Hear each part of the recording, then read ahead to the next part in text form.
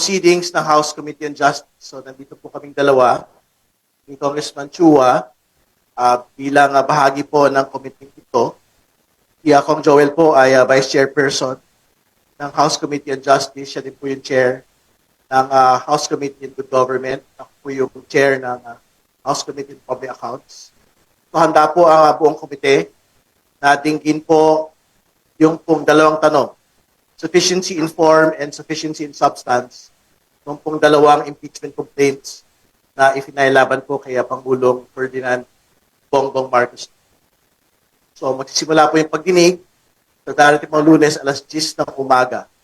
So antabayanan po namin yung pong paglalahad ng mga complainants ng lahat ng kanila pong magiging batayan dito po sa pagsasampa ng kaso laban kay Pangulong Marcos. So yun po yung una. Pangalawa, patungkol po doon sa Supreme Court decision relating to the impeachment of Vice President Sara Duterte.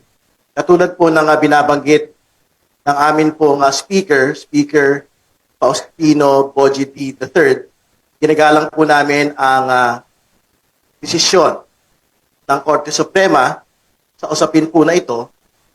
Pero linilinaw din po namin na pagdating po ng February 6, handa po ang Kongreso na tanggapin at tinggin ang lahat po ng mga bagong mga complaints laban kay Vice President Sara Duterte. Mahalaga din po nga maglinaw tayo doon sa ilang bahagi ng desisyon po ng Korte Suprema.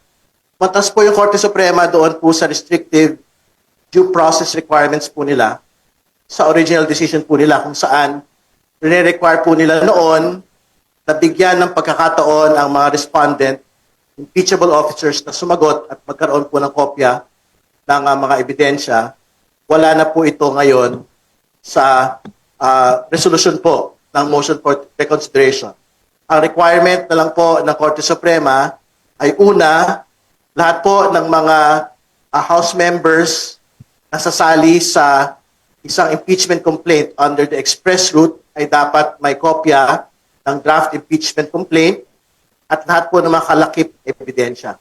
Pangalawa, kailangan po lahat ng mga miyembro na kasama doon sa plenary deliberations, nito pong impeachment complaint po na ito undertaken through the express route, ay dapat may kopya rin po ng mga articles of impeachment at yung pong kanila pong kalakip pong mga ebidensya. So, ayan na po yung tinulo nito pong paglilinaw po ng Korte Suprema sa ilalim po ng motion for reconsideration po. Pero iginigit po ng Kongreso ang meron pong exclusive power sa impeachment initiation